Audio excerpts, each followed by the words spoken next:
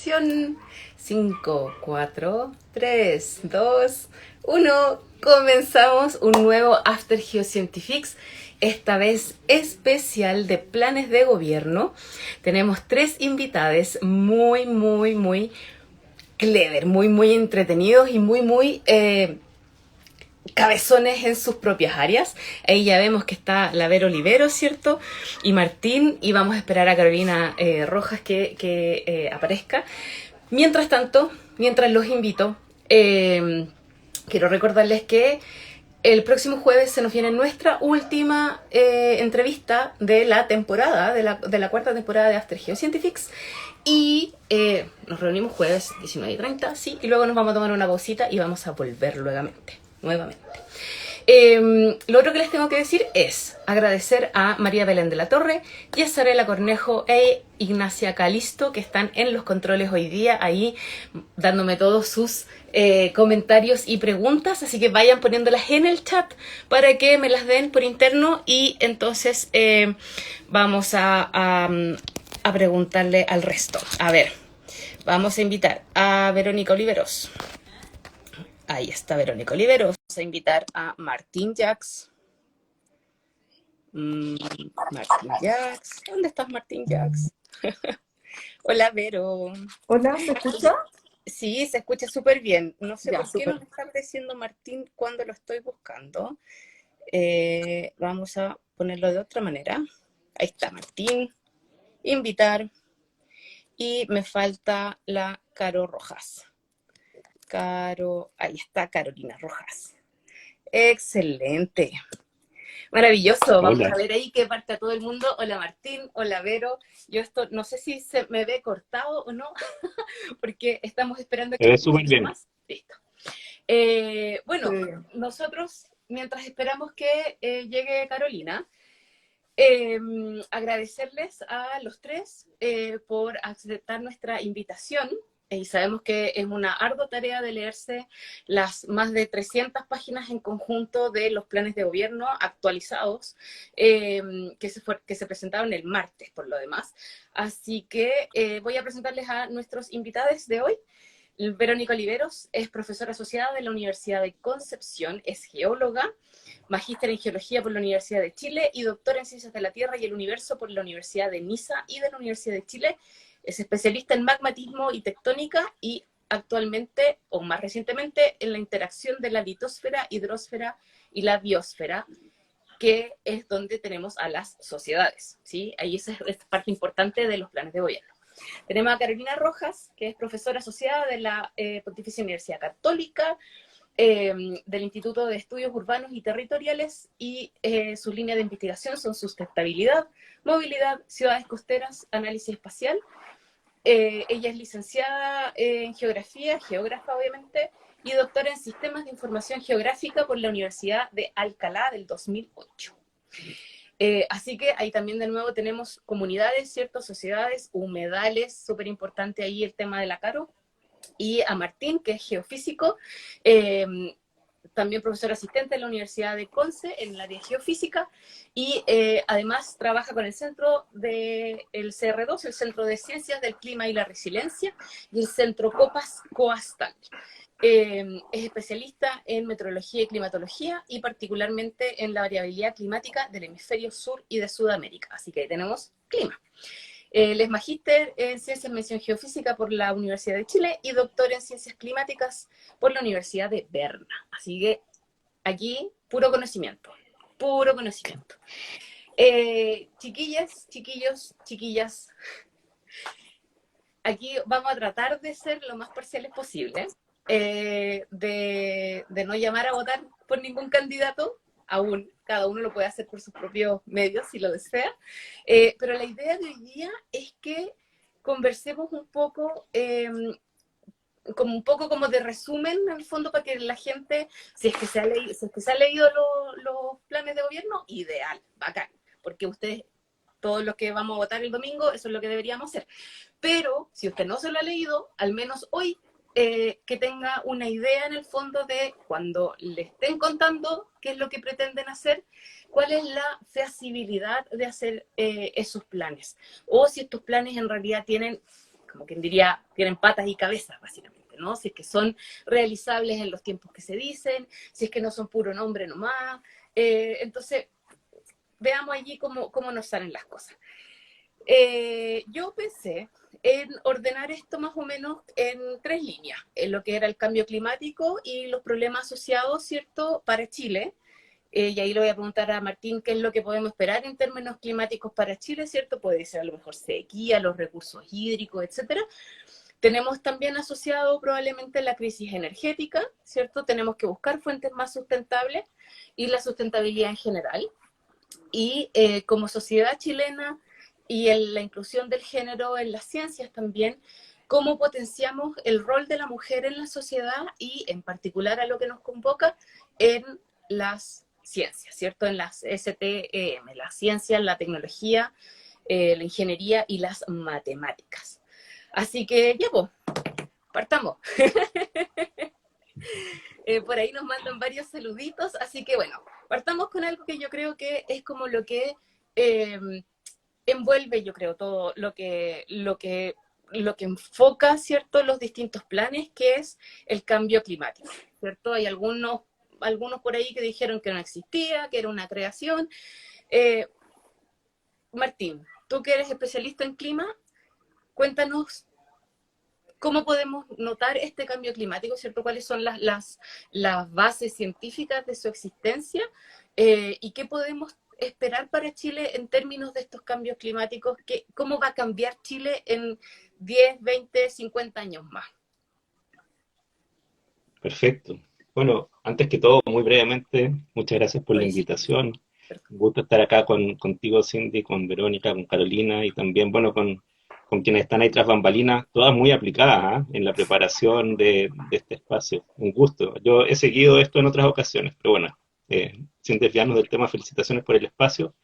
Y bueno, sobre el cambio climático, efectivamente la comunidad científica no tiene dudas ya de las bases científicas del cambio climático. Está bien comprendido el mecanismo físico que está detrás del cambio climático antropogénico, digamos, porque el clima es en esencia variabilidad, ¿no? Pero lo que hemos presenciado en las últimas décadas, en el último siglo, es cambio climático particularmente antropogénico. Y de hecho, eh, gracias a las observaciones que tenemos de largo plazo es que podemos constatar que esto existe y gracias a la teoría y a la modelación que existe en las ciencias del clima podemos hacer la atribución de que esto efectivamente tiene que ver con la acción humana. Así que básicamente lo que hay ahí es un desbalance, ¿verdad?, de la cantidad de energía que entra al planeta y la que sale del planeta hacia el universo, producto de la concentración, eh, de la acumulación, digamos, de gases de efecto invernadero en la atmósfera. Así que eso, eh, no hay cabida realmente en la comunidad científica para la discusión de aquello. Ahora, ¿cómo se manifiesta eso en Chile? En Chile, a diferencia quizás de algunos otros países, tenemos series de monitoreo, series de tiempo que son relativamente cortas, digamos, tan restringidas en las últimas mm, décadas, al último siglo en algunos casos, y lo que podemos constatar es un aumento de las temperaturas en general, sobre todo en el Valle Central, en sectores precordilleranos. Podemos también constatar que a lo largo de la costa del norte, por ejemplo, las temperaturas han disminuido, pero eso, curiosamente, en un mundo que se calienta es consistente con lo que entendemos de cambio climático. Y particularmente los patrones de precipitación podemos ver también que han ido disminuyendo radicalmente, sobre todo desde fines de los 70. Y eso es la zona centro-sur del Chile. Así que eso que es como una percepción de la ciudadanía, en realidad también lo constatamos muy fuertemente con las observaciones. Y para finalizar solamente, las proyecciones que tenemos hacia finales de siglo actualmente es que lo que actualmente nos parece algo anómalo, estas condiciones excepcionales de sequedad y de altas temperaturas, se vuelvan la norma, ¿sí?, hacia el futuro. Así que tenemos que aprender a lidiar con eso, generar adaptación y por supuesto también a la par mitigar los efectos del cambio climático. Finalmente, ahora sí, eh, eventos extremos, olas de calor, por ejemplo. También hemos detectado su incremento en frecuencia, en intensidad, Estas y eso tiene muchos impactos. las trombas marinas, por ejemplo, alguien dentro de las preguntas que habían mandado preguntaron, por ejemplo, si los tornados o las trombas marinas también iban a ser algo más frecuente, por ejemplo. Una pregunta muy hot topic, ¿no? efectivamente ahí hay una publicación reciente de colegas de la Universidad de Chile que muestra que de todos los tornados que tenemos registrados, bueno, incluye también trombas marinas, desde el siglo XVII en adelante, la mayoría, la gran mayoría se han reportado desde el 2015 en adelante. ¿Ya?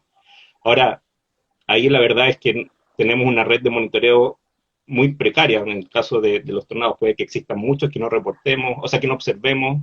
Ahora con las redes sociales, aprovechando que estamos en Instagram, tenemos también un reporte instantáneo, ¿verdad?, de todos estos eventos, lo que induce también hay un sesgo en la estadística de esto. Así que no estamos seguros, quizás ha habido muchos que no conocíamos, que no han sido reportados en el pasado, pero no descartamos eso, pero necesitamos sistemas de observación y ahí seguro vamos a hablar sobre eso más adelante. Más adelante.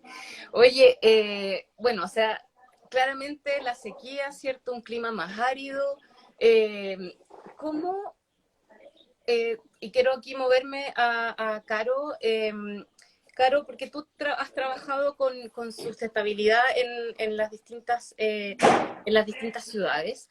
¿Cómo, primero que nada, qué significa que una ciudad o que una localidad o que algo en general sea sustentable y cómo se vive esa sustentabilidad basado en estos cambios que van a ocurrir digamos, en Chile en 50 años más, 20 años más? Bienvenida a Hola, todos. sí. Hola, bueno, también gracias por la invitación y qué bueno verlos, ahí los amigos de Conce siempre. Y bueno, gracias por la instancia. Bueno, una ciudad sustentable hay que tener presente porque también se critica mucho porque hablamos más de ciudades y no hablamos de los territorios rurales y también se reflejó en la votación como en territorios rurales fue totalmente distinta a las ciudades. Pero también, ¿por qué focalizamos más en ciudades? Porque la concentración de población es mayor y porque los escenarios hablan que el 2050 prácticamente el planeta va a ser completamente urbano. Y el 2010 cuando se marca el punto de inflexión, o sea, cuando ya hay más población viviendo en ciudades que en zonas rurales. Y buena parte de estas ciudades están en áreas costeras y pueden ser afectadas por el aumento del nivel del mar, otras por la sequía, otras se van a volver incluso más habitables de lo que son ahora, por ejemplo, las ciudades más frías, y las precipitaciones, ¿cierto? Los anegamientos, las inundaciones. Cuando hablamos de ciudad sustentable, lo podemos ver desde distintas perspectivas. Desde la parte más funcional de la ciudad, es que tengamos usos que sean compatibles con el medio ambiente. Por ejemplo, usar más el transporte público, andar más en bicicleta, caminar más, o sea que nos movamos o realicemos nuestras actividades con emisiones más bajas o cero emisión. Lo mismo en nuestro consumo de energía, cómo aislamos nuestras viviendas o cómo calefaccionamos. Por ejemplo, ahora hay todo un tema con el gas que puede tener una salida política y el consumo de gas genera alta emisión y fue de lo que más aumentó, por ejemplo, en la pandemia, al menos en 4 ciudades que estudiamos por el COVID.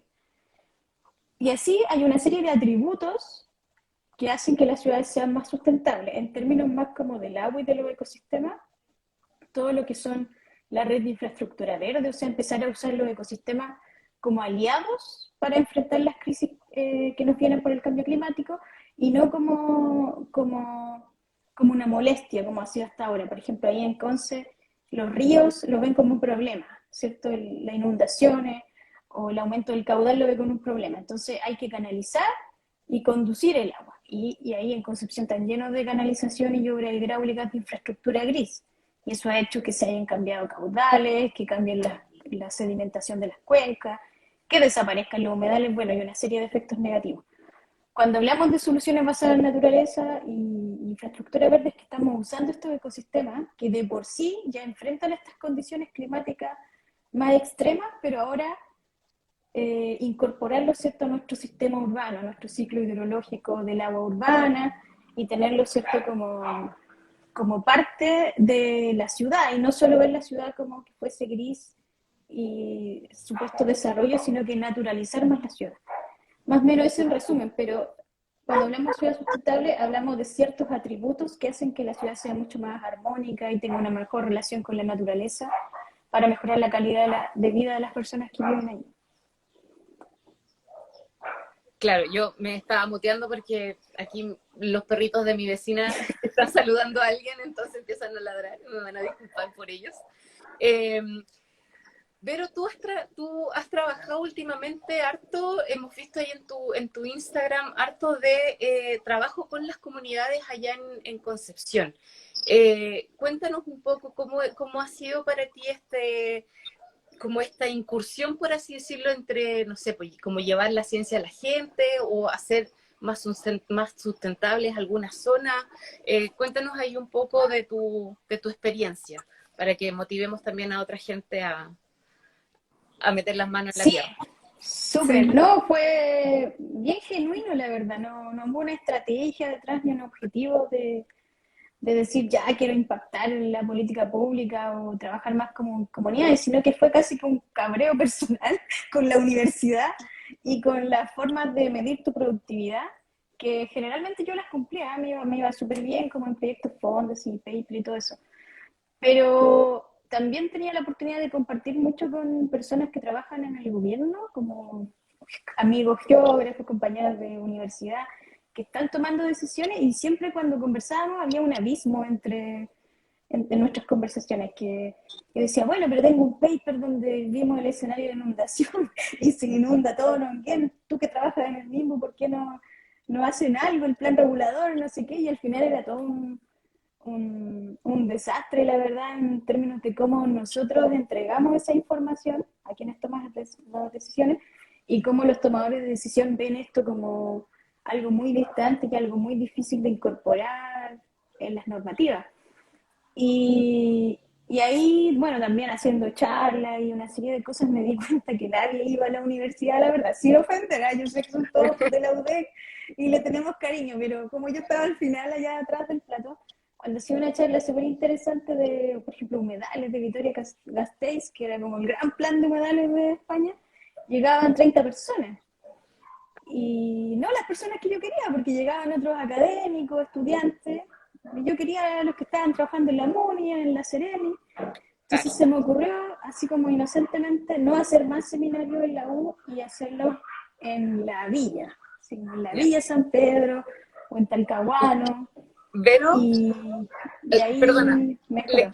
Sí. perdona, Caro, sí, le quería preguntar a la Vero si cómo le había ido ella también con este tipo de charlas e incursiones en las comunidades también.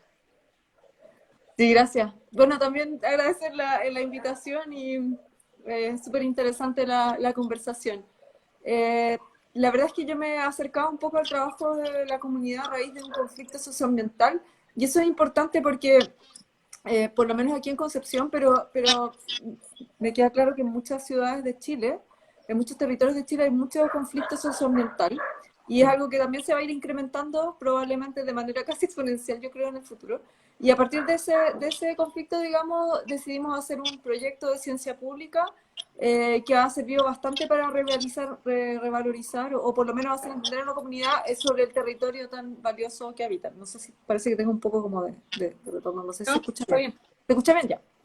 Y eso ha sido muy interesante y creo que eh, dice algo que es muy importante, que a pesar de que la crisis climática o el cambio climático es algo global, las soluciones tienen que ser muy locales y por lo tanto tienen que involucrar a las personas que viven directamente ese cambio a la pequeña escala. Y yo creo que, y aquí voy a meter el tema de los programas presidenciales, creo que si bien ambos programas definen que hay que mejorar la institucionalidad ambiental, que hay que enfrentar la crisis climática, las ambos no abordan de la misma manera cómo eso se hace a nivel de las distintas comunidades y cosas más locales. Hay el programa del candidato Gabriel Boric habla mucho más, se explaya mucho más respecto de cómo dar más herramientas de decisión y de trabajo a las comunidades para enfrentar estos distintos temas. Y el programa de José Antonio Cast, digamos, si bien propone herramientas para mejorar la institucionalidad ambiental, no va tanto al tema más local, en las distintas comunidades, de cómo abordar esta parte climática desde la parte del territorio más específico, ¿ya? Lo veo un poco en el tema de las ciudades, la recuperación de los barrios, pero no lo ve como de una manera integral. ¿ya? Claro. En otro programa también se ve, aunque se podría mejorar también ahí e incluso dar más herramientas. Pero lo que siempre muestra el tema de las comunidades es que falta mucha democracia para llegar a una justicia ambiental. O sea, que los efectos de la crisis no son igual para todos y se necesita que haya mucha más participación de los distintos lugares para que puedan realmente mitigar y ser resilientes. ¿Mm? Claro. Que las políticas a nivel global o de país o de región no alcanza, hay que bajar a nivel de provincia, de comuna, incluso de barrio dentro de cada lugar. Eso. Claro, y de repente eso también, ver uno mismo también como uno reduce también su huella de carbono y sus, digamos, su propia contaminación, cuánta basura estoy generando, si puedo reciclar, tratar de no consumir, etcétera, etcétera. Ahora que mencionaste también lo de los planes, bueno, todos aquí revisamos tesis siempre y trabajos de los estudiantes, y yo creo que en ese sentido, porque yo también tuve que ser bien, ¿cómo se llama? Bien imparcial al momento de leer, obviamente, los planes. Y claro, hay un plan que está mucho más detallado, ¿cierto?, en el cómo. Y ahí yo me acordé mucho de lo que le digo a mis estudiantes, me dicen, bueno, este es el objetivo, y voy a hacer esto, y voy a hacer esto otro, y voy a hacer esto otro. Ya, perfecto, pero tu metodología, ¿cómo lo vas a hacer? ¿Cómo vas a llegar allí? ¿Cuál es tu plan, efectivamente? Y ahí yo creo que tú tienes razón, Vero, en que el plan del candidato Boric, efectivamente, a mi gusto, un poco muy largo y con mucha como redundancia, explicaba cómo lo iba a hacer, pero claro, me faltaba que en el candidato Kast no dijera cómo iba a lograr las cosas, ¿ya? Y es cierto, por ejemplo, bueno, mencionaba harto, ¿cómo se llama?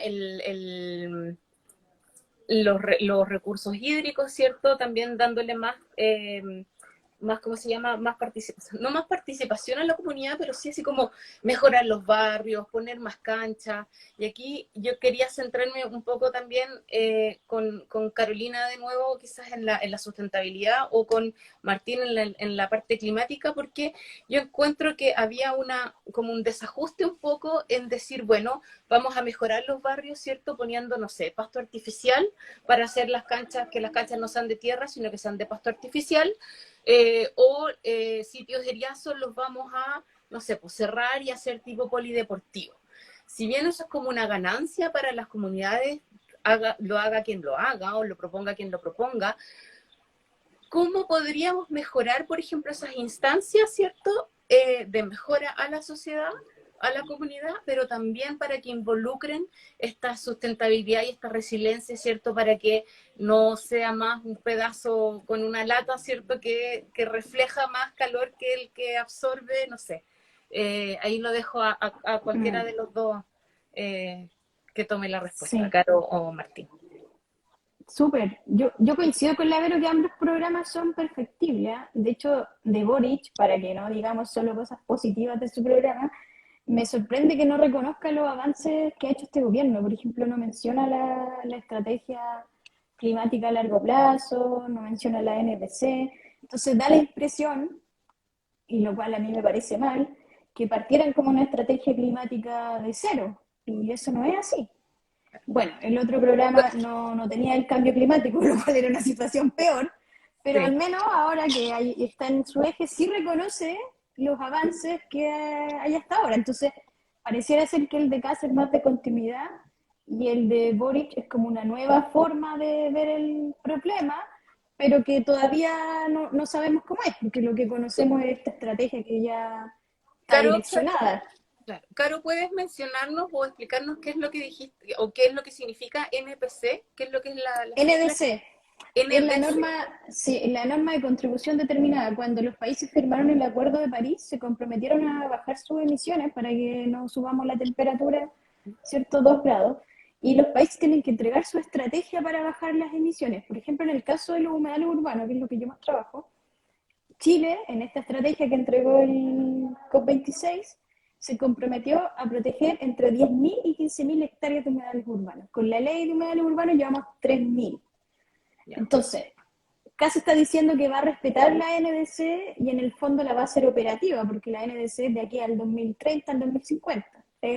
Chile quiere ser carbono neutral al 2050. O sea, cero emisión. Todas las emisiones que producimos las podemos mitigar. Y en el programa de Boric no aparece. Entonces, estoy de acuerdo con muchas cosas que salen en el programa, pero me quedo con la intriga, porque oye, pero ¿qué pasa con toda esta pega? Porque nosotros como profesores y que nos gusta contribuir a la política pública, nos están siempre llamando a talleres, a consultas, a trabajar en estas políticas, apoyarlas, y entonces como vamos a empezar de nuevo, te quedan esas como contradicciones, pero bueno, son parte un poco de los programas que básicamente muestran el espíritu a lo que quieren llegar, más que la carta gantt cuando le pedimos a los alumnos que digan en específico cuándo lo van a hacer. Claro. Claro, además que los estudiantes por lo general tienen un tema que está a veces un poquito más, ¿cómo se llama? Más masticado por los profes, entonces ya saben más o menos por dónde tienen que ir. Aquí, claro, tenemos ideas varias, ¿cierto? Para dónde vamos. Me gustaría... Yo quisiera añadir algo, porfa. Sí, dale. Sí, yo comparto el punto que hace Carolina. Yo creo que en realidad aquí sería bueno hacer el énfasis en que muchos de las propuestas que se formulan en el programa de Boric serían continuidad de cuestiones que ya están andando, y afortunadamente están andando porque se le ha tomado el peso a la urgencia de la acción climática, ¿sí? Actualmente se está discutiendo la ley marco de cambio climático, hay contribuciones nacionalmente determinadas, hay una estrategia climática a largo plazo también en discusión actualmente. Creo que efectivamente eso tiene que garantizarse, y eso es una discusión trascendental también en el marco de la nueva constitución, ¿no? Y afortunadamente el programa de CAST se hizo cargo de eso, porque recordemos que en la primera vuelta estábamos ante un escenario de negacionismo, ¿verdad? Incluso del cambio climático, y en esencia también uno de los planteamientos de cierto sector, al menos de los republicanos, ¿no? Que parecía una postura realmente inaceptable en la evidencia científica que manejamos hoy. Ahora, creo que hay que enfatizar que en el programa de Gabriel Boric, la adaptación a la crisis climática está atravesada también por una serie de dimensiones que son muy relevantes, ¿no? Se habla de la transición justa, por ejemplo, que tiene que ver con el trabajo digno, tiene que ver con hacerse cargo, ¿verdad?, de las consecuencias de empleo, por ejemplo, que generan un montón de medidas de adaptación y mitigación del cambio climático, ¿verdad? Se habla constantemente, y lo vamos a ver en otros aspectos también, de la perspectiva de género, ¿sí? Y se habla también, por ejemplo, de medidas de descentralización, o sea, de hecho, la estrategia de adaptación a la crisis climática, en el caso del programa de Boric, aparece como una estrategia transformadora, ¿verdad? Y yo creo que ahí también podemos ver un ejemplo más de las diferencias que hay en los énfasis entre el programa de CAST y de Boric. En el caso del programa de CAST aparece garantizar, por ejemplo, la aprobación, o no garantizar la aprobación, eso es una cuestión del Congreso, pero sí impulsar, ¿verdad?, la discusión de la ley marco de cambio climático, la estrategia climática a largo plazo, pero aparecen como medidas técnicas, ¿verdad?, generales, y a mí me da esa impresión como meramente tecnocráticas, como impuestas desde arriba, sin esta transversalidad de dimensiones que estábamos hablando. Es cierto. Yo creo que, claro, acá, bueno, tratamos quizás de incorporar, ¿cierto?, la parte de género en nosotros, pero es cierto que falta un involucramiento, ¿cierto?, de la sociedad como un todo, no solo así como, bueno, tenemos que, no sé, asegurar la electromovilidad para que tengamos emisiones cero, pero eso también requiere que la gente haga ¿cómo se llama? Su parte, que hagan algunos cambios. Ahora que mencionaste la ley marco de cambio climático, esta está actualmente en el Congreso.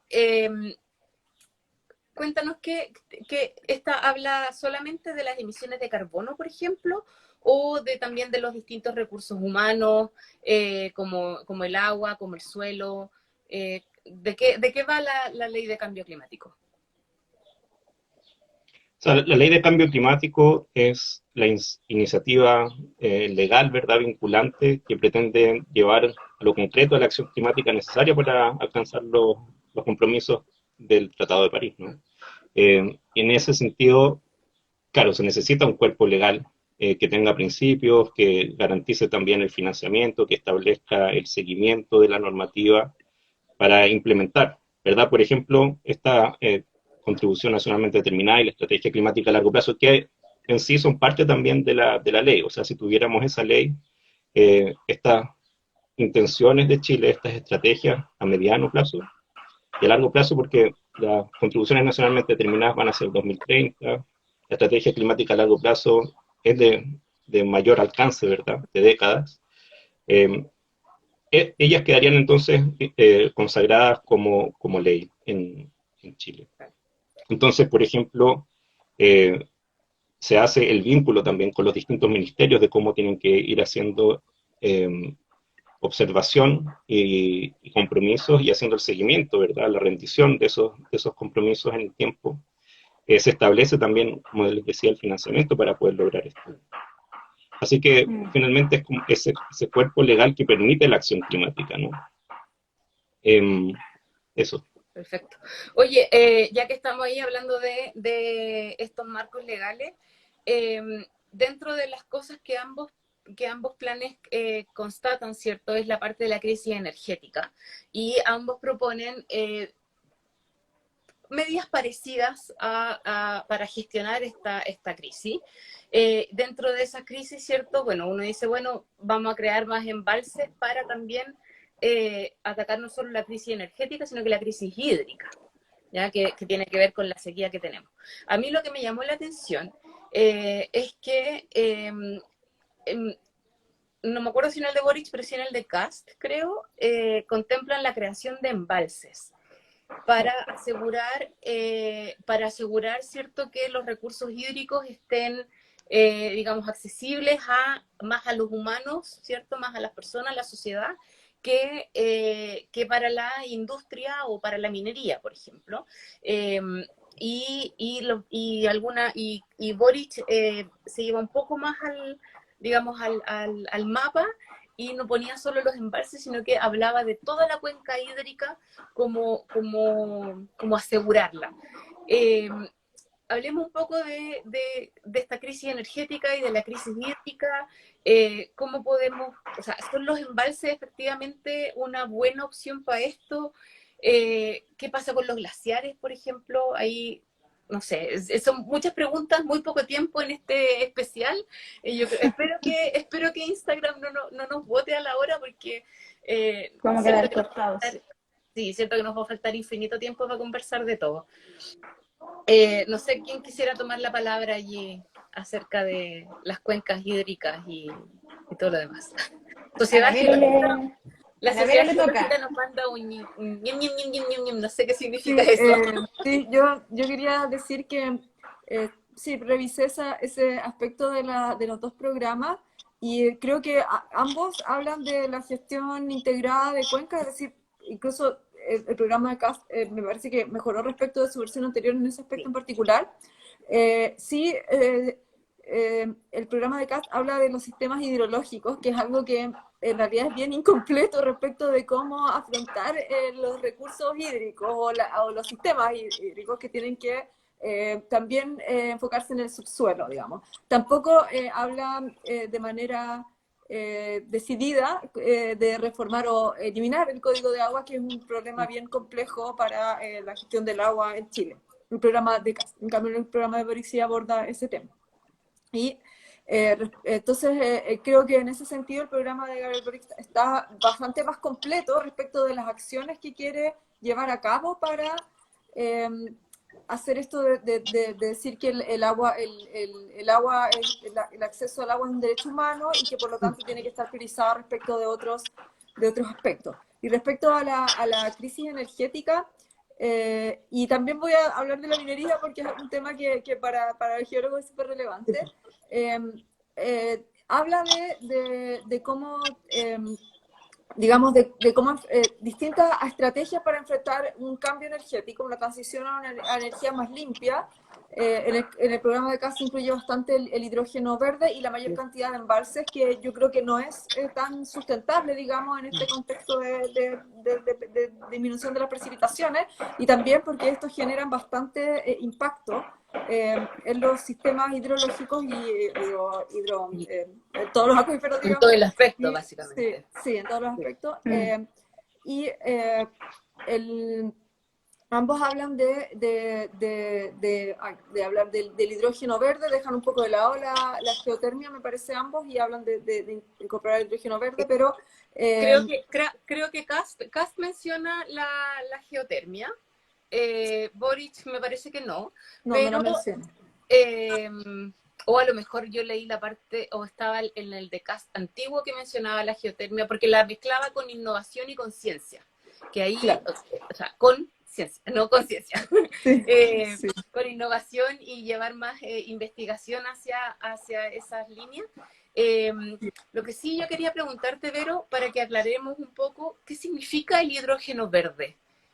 Sí, el hidrógeno verde es un tipo de energía que es básicamente el gas del hidrógeno que se utiliza para combustión, se consume, digamos, para producir movimiento, y el hidrógeno se obtiene de la electrólisis del agua, es decir, se separa la molécula de agua y se generan los gases de oxígeno y los de hidrógeno. Y esa separación que se puede hacer a través del gas natural, de los hidrocarburos que existen en este momento, se propone hacerla con tecnologías verdes, por ejemplo, por energía solar, bueno, la que yo más conozco es la energía solar, ¿sí? Entonces eso es el hidrógeno, por eso se llama verde, porque existe ya el hidrógeno como combustible, pero no, su generación no es muy limpia, y este sería una generación limpia. Eso es lo que más propone. Lo que sí pienso es que el programa de Boric aborda de manera más integral el tema agua, energía, minería, en términos de conectarlo con la institucionalidad ambiental y con el desarrollo de la ciencia y la tecnología. En el programa de CAST esas ideas están, pero mucho menos conectadas y siempre basadas en estar rindiendo cuentas, digamos, un poco de que los servicios tienen que estar rindiendo cuentas de su trabajo. De su trabajo. Puede ser que... Sí. Caro, ¿tú ibas a mencionar algo? Sí, no, bueno, ambos hablan de seguridad hídrica, que sería disponer de la cantidad de agua, la calidad de agua para el bienestar de las personas y también de la producción. La diferencia es que Boric propone planes de seguridad hídrica, que de hecho están contemplados como una de las formas de gobernanza de la ley de marco climático. Y Kass solo habla como asegurar que tengamos disposición de agua para el acceso a las personas. Ahora, es sorprendente que en casa parece que aprobarían la modificación del Código de Agua, que eso es la principal modificación, son los derechos privados del agua que no sean otorgados a perpetuidad. Y ahí dice que sí. Yo no sé si ahora si leyeron el programa de nuevo, pero me imagino que sí. Y mira, en términos ambientales yo creo que las diferencias no son tan radicales. Coincido con que Boric hay más contenido, pero creo que las diferencias están en cómo se hacen las transformaciones. Como dije antes, cada vez es más de continuidad lo que se está haciendo, que siempre es una forma perfectible. O sea, hace 5 años atrás no teníamos no teníamos ninguna posibilidad de ley de marco climático. Hace 10 años atrás recién se presentó el servicio de áreas protegidas y ahora ambos lo quieren aprobar. Entonces creo que la visión de CAS es como seguir en la misma línea que estamos e ir mejorando cada vez más y seguir con la neutralidad. En cambio, Boric, más que mejorar lo que tenemos, propone una transformación socioambiental, sociopolítica, la verdad, con el desarrollo con la naturaleza. Y eso está mucho más en línea con la nueva constitución. O sea, la verdad que yo pienso, en lo personal, que las transformaciones y los cambios, más que por estos programas de gobierno, van a venir por la constitución. Y me parece que el programa de Boric es mucho más adaptable y flexible a ese nuevo marco normativo. Por ejemplo, son cambios políticos. Por ejemplo, él propone que el delegado presidencial esté presente en las comisiones del sistema de evaluación ambiental, cosa que vimos en Dominga, que el delegado fue como un convidado de piedra, pero no tuvo voto. Entonces ese es un cambio político. En cambio, Kast propone mejorar el sistema, pero no propone cambios políticos. Lo mismo el acuerdo de Escazú, que sabemos todo lo que ha ido generando, y eso tiene mucho que ver con la participación de las organizaciones ambientales, de los activistas, asegurar su participación. Recordémosle a la gente qué es el acuerdo de Escazú sobre participación, derechos humanos y justicia ambiental. Sí, mira, es un acuerdo que en el fondo da las garantías para que las personas, los activistas, ¿cierto?, ambientales, las personas que defienden el medio ambiente, lo hagan con plena seguridad y que esté también asegurada su participación en todos los conflictos ambientales. Y una de las observaciones que hizo este gobierno es que ¿por qué el activista ambiental tendría más derechos o más garantías que un activista de otro tipo de defensa, por ejemplo, no sé, de los animales? Entonces, es que normativamente se van a generar diferencias, pero son diferencias a favor y considerando que hay, o sea, que hay asesinatos de activistas ambientales en Latinoamérica, entonces también es una forma de tener un acuerdo de paz y de cooperación multilateral en países que básicamente somos todos extractivistas en Latinoamérica. Sí. A Martín lo vi ahí haciendo un gesto con la cara cuando hablamos de por qué los activistas ambientales podrían o no tener más derecho que yo. ¿Cuál es tu opinión, Martín?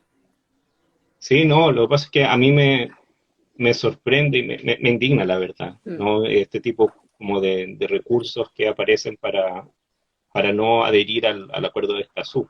Porque ese argumento que acaba de decirnos Carolina, repite ahora también el discurso, por ejemplo, ¿verdad?, de una de las candidaturas, la de Kast, que dice, bueno, no es necesario establecer cuotas, no es necesario hacerse cargo de atender diferencias porque somos todos iguales, ¿verdad? Y eso es desconocer completamente la realidad material, ¿verdad? Y las condiciones desiguales muy extremas que existen en el país, ¿no? Y eso pasa no solamente entonces en el ámbito de la lucha medioambiental, sino que pasa por un montón de otras luchas que son transversales a la sociedad, ¿verdad? La inclusión de las minorías, etcétera. Entonces, yo también quería aprovechar la intervención para decir que, claro, igual hay cuestiones técnicas, ¿verdad?, que aparecen en detalle en ambos programas, que son necesarias. O sea, por ejemplo, en el caso del agua, hacer un uso más eficiente, reutilizar aguas grises, aguas servidas,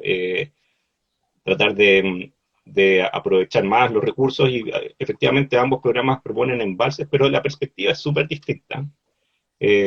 La perspectiva, por ejemplo, de generar embalses en el programa de Boric a mí me parece que tiene una noción mucho más menos mesiánica en el sentido de proponer mega soluciones, sino que son soluciones a otra escala y además integradas también con otras necesidades, con garantizar la seguridad alimentaria.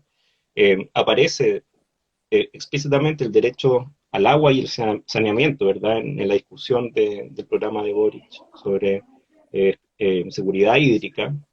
Y esas son cuestiones valóricas de dimensiones fundamentales que no aparecen en el programa de Kast, que me parece que es muy efectivo en plantear soluciones técnicas, reactivas, pero no preventivas. ¿Sí? Y esa es algo que atraviesa la tónica, ¿verdad?, del discurso en el programa. Claro. Oye, ahí meteorólogo extraterrestre dice que falta mejorar mucho la autoridad ambiental. Y Ignacia nos manda una pregunta que dice, con respecto a las emisiones de carbono, ¿cuáles son? Dice, bueno, y hay diferencias obviamente entre la población y la industria, ¿cierto? O sea, las emisiones de carbono que generamos nosotros como personas o como ciudades y las que genera la industria. De todos los tipos. ¿Cómo las políticas públicas, esta es la pregunta, digamos, en sí, cómo las políticas públicas deberían de normar para la población e industria? O sea, tendríamos así como una cuota de huella de carbono para las personas y para la industria. ¿Cómo?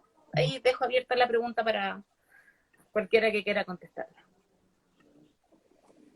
¿Quién va? Ya tomaste la palabra. Yo sé por qué. No, bueno, yo puedo comentar que están las emisiones directas e indirectas. Una cosa es lo que emitimos aquí en la casa por encender el computador, ducharnos, cocinar y todo eso, pero también hay que cuantificar las indirectas, que es cómo se produce esa energía. Y buena parte de nuestra energía todavía viene del carbón, o sea, es termoeléctrica con mayor emisión. O sea, a medida que tengamos más energía renovable, que es en el fondo la transición energética, vamos a ir bajando nuestras emisiones. Eso no se logra de un día para otro, o sea, porque la demanda por energía es súper alta y de hecho buena parte de nuestra energía sale de combustibles fósiles. Todavía lo renovable, a pesar que sabemos que es buenísimo y ha avanzado mucho, no cubre toda la demanda. Entonces en el fondo se va a ir dando con la transición. Ahora, hay cosas locales que podemos hacer. Por ejemplo, ¿por qué tenemos que andar en auto toda la semana y para todos lados? Ayer el candidato lo dijo en la entrevista, él iba por transporte público. Ahora es una medida impopular porque a las personas les cuesta entender que hay que dejar el auto en la casa porque ya lo ven como un derecho, ¿cierto? La cuestión de lo propio y de la propiedad en Chile es un derecho. Entonces, ¿por qué tengo que dejar mi auto si trabajo con el auto? Claro. Lo otro es, por ejemplo, yo creo que ahí, y aquí, bueno, todos hemos tenido la oportunidad y digamos, la posibilidad de haber estado en Europa. Nosotros vemos como allá tienen mucha mejor conectividad. Entonces, el poder usar el transporte público es efectivamente no sé si más fácil, pero es mucho más agradable, por así decirlo, que utilizar el auto porque no hay que estacionar, porque tenéis, no sé, la micro a la Claro. puerta de la casa, o tenéis puedes combinar, digamos, el metro con la bicicleta, y entonces está Claro. todo como más interconectado. Acá no, o sea, si bien, claro, decimos, bueno, vamos a potenciar el transporte público, algunas veces se integra dentro del plan de meterlo con más ciclovías, de conectar con distintas cosas, de poner tren, por ejemplo, de conectar, no sé, el antiguo tren Concepción-Chillán, por ejemplo, y María Tania del Carmen dice, y hay en lugares donde no se puede ir en auto, por ejemplo. Claro. Entonces, ¿cómo ven O, ustedes esta integración, digamos? o sea, yo si fuese De presidente, lo primero que haría, ¿cachai? Mejorar el transporte público en regiones, y en regiones es pésimo el transporte. O sea, Concepción probablemente tenga el mejor transporte regional, y así todo, la tasa de motorización se ha incrementado, se ha duplicado, sobre todo en San Pedro de la Paz y en Coronel. Entonces, si basamos que tenemos derecho a todo sin preocuparnos del bien común, bueno, entonces construyámonos toda una parcela, o sea, nos compramos una parcelita con piscina, nos compramos un 4x4, y si el Estado no va a generar ningún incentivo para detener acciones que fragmentan el paisaje, Claro. que aumentan las emisiones, pucha, es complicado. Y lo otro es lo de la energía doméstica, o sea, mientras más las personas puedan generar su propia energía, ya sea con paneles solares Mm. o más sustentable vamos a hacer, y en Europa existe, o sea, hay edificios, pero claro, hay distancias también presupuestarias, pero si hay Y es propuestas un de ese cambio, tipo como subsidios, va a ir mejorando el tema. y es un cambio que los mismos países en Europa tampoco hicieron de la noche a la mañana o con un solo gobierno. O No, sea, ha sido algo que ellos digamos, hecho a través de varios años. Han estado, digamos, también han puesto más porcentaje, ¿cierto?, del PIB en generar, ya sea localmente, ¿cierto?, estas tecnologías. Me voy a pasar a la área tecnológica porque para que utilicemos bien los casi 10, 12 minutos que nos queda. Bueno, Metrólogo Extraterrestre dice, al disminuir los autos en centros muy poblados, se hace mucho más fácil mejorar la frecuencia del transporte público e incluir otros medios como la bicicleta, lo cual es cierto. Hablemos un poco de tecnología, de ciencia, de género y de esta potenciación del desarrollo, ¿cierto?, tecnológico en Chile, de generar, por ejemplo, de no solo hacer más extractivismo, ¿cierto?, del litio, sino que además también potenciar el que se genere un producto final, ¿cierto?, y que no solo seamos exportadores de la materia prima, sino que también de los productos finales. Ambos programas hablan de alfabetización digital, de acceso y uso de tecnología, de enseñarles programación a las niñas, ¿cierto? ¿Cómo contemplamos, cierto, los distintos planes dentro del área de la inclusión de las ciencias y de estas tecnologías, y cómo podrían estas tecnologías también ayudarnos, por ejemplo, a disminuir, me imagino como una hora dice, bueno, puedo hacer teletrabajo, ¿cierto? Y estar en la casa y así disminuyo el viaje a la oficina, ¿cierto? ¿Cómo hay ahí una interacción entre generar mejor ciencia, mejor tecnología y al mismo tiempo ayudar a toda la parte climática, ¿cierto? Y del desarrollo del país? Yo creo que es como un poco de todo en la pregunta allí. Quizás yo puedo mencionar algo y trato de conectarlo también con la discusión anterior. Eh, por ejemplo, el caso del litio, el caso del hidrógeno verde, aparecen en los programas, pero yo creo que los énfasis, y no quiero ser majadero en esto, pero me interesa enfatizar las diferencias de perspectiva, aparecen con énfasis muy distintos. O sea, uno puede pretender ser líder mundial, ¿verdad?, en producción de litio o en generación de hidrógeno verde, pero la forma en que lo hacemos, por qué lo hacemos, para qué lo hacemos, es radicalmente distinta, yo creo, en cada uno de los programas, que proponen visiones de país completamente disímiles, ¿no?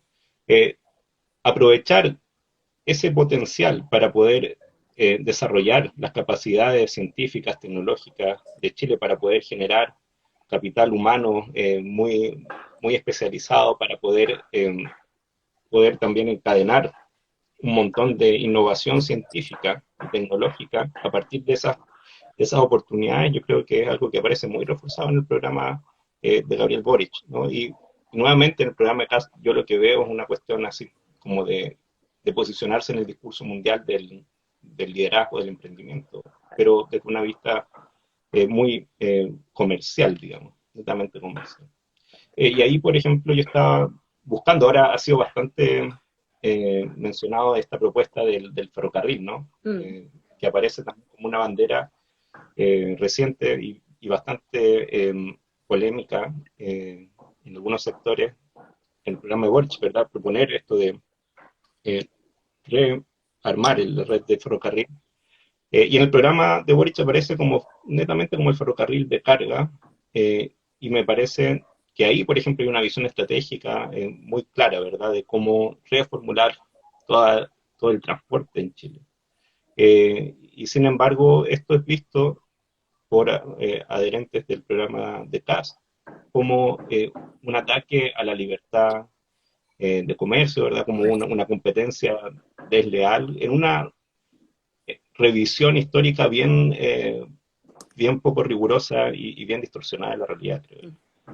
Así que, bueno, ahí me Bueno, estoy yendo un poco pero para el otro lado, ahí el tema están las anterior, así que, diferencias del país. O sea, la mitad del por supuesto. Chile quiere un bien quizás común y la otra mitad quiere su propiedad privada. Ese es el contraste que tenemos. O sea, que creen que no es compatible la propiedad privada con el bien común. ¿Y cómo llevamos como hacerles entender, por así decirlo, que tanto la propiedad privada como el bien común, en el fondo, que tiene que haber no sé si simbiosis es la palabra correcta para esto, porque en realidad como que la propiedad privada o la industria incluso no existe si no tienes a las distintas comunidades y a las personas que consumen, Es que, digamos, de esa cuestión, no sé.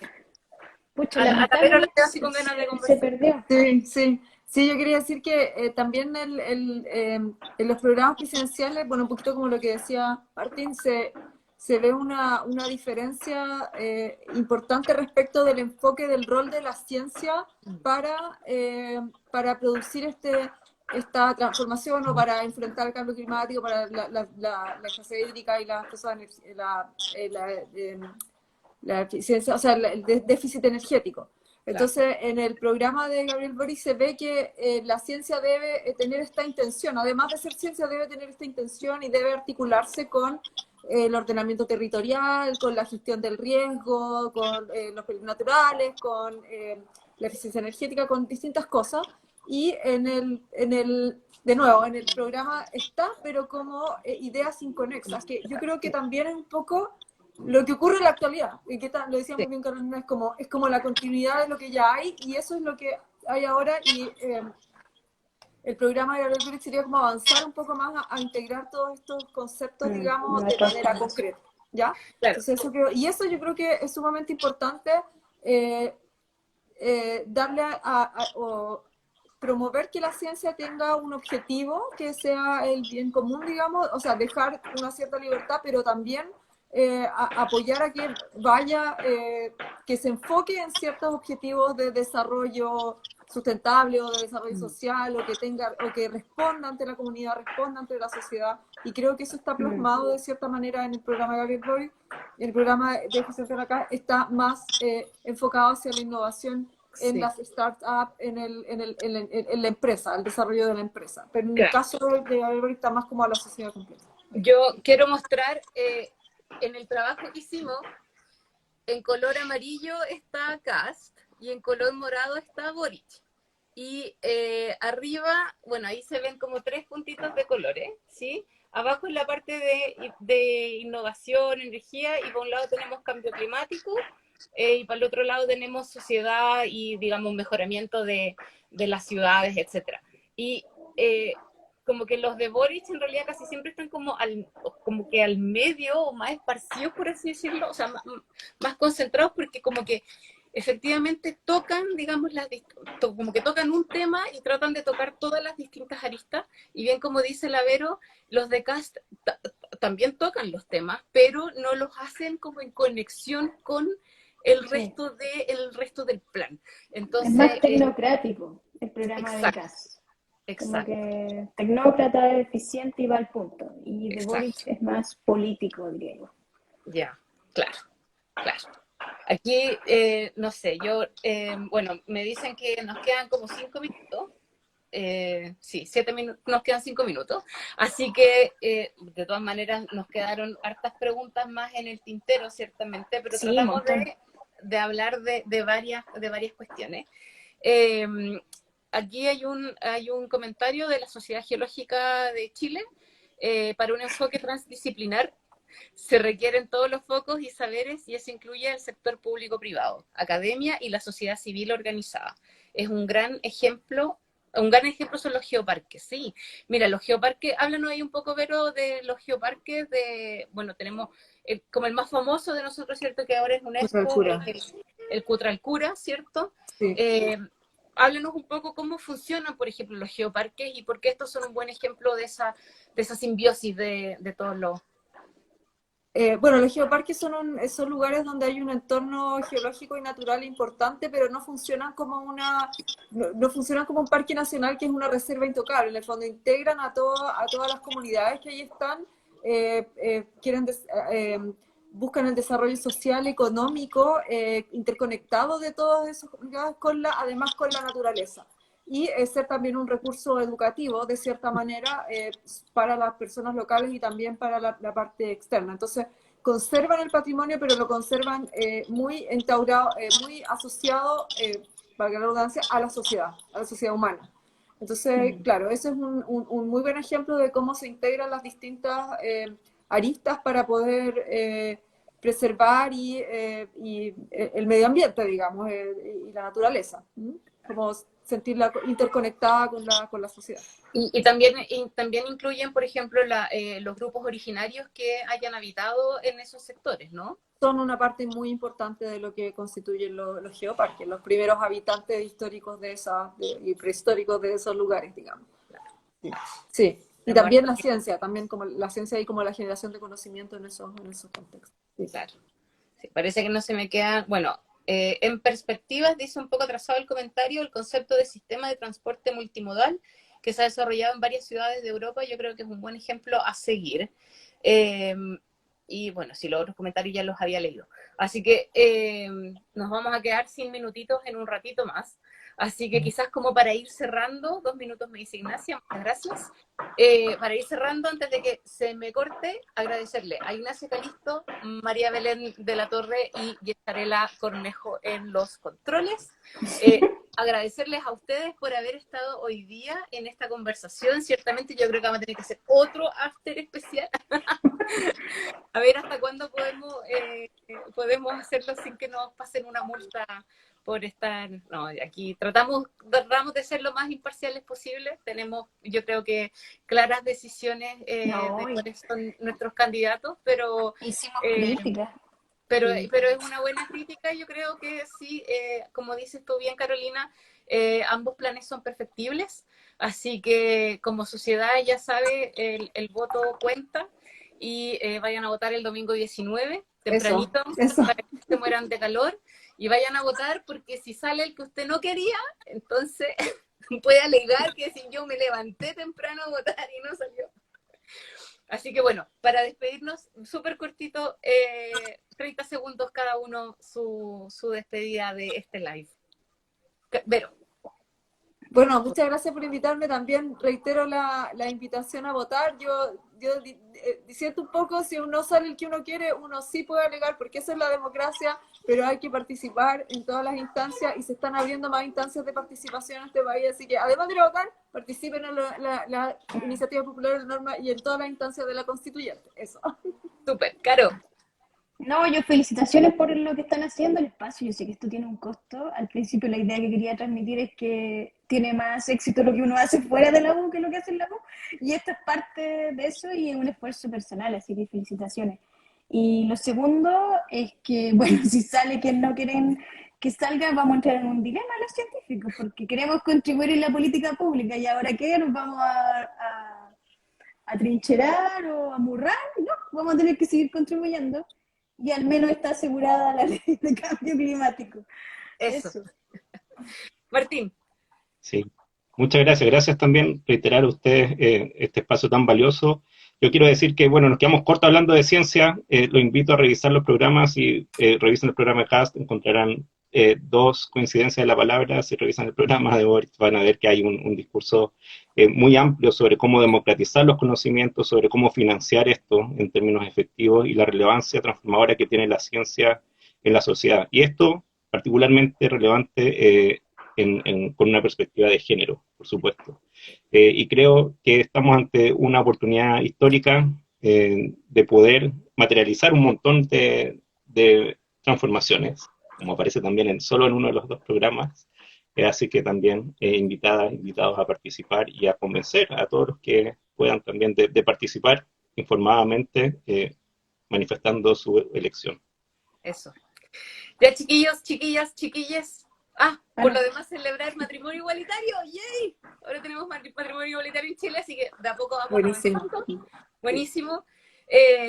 Nos veremos el próximo jueves. Quedan todos invitados a nuestro último programa de After Geocientifics de la 4ª temporada. Gracias, Vero. Gracias, Caro. Gracias, Martín. Chao, gracias, muchas Bele, gracias. Ignacia y Que estén muy bien. Marela. Nos vemos. Chao, Chao, que estén chao. Felicitaciones a bien. todas. Chao. Chau, chau.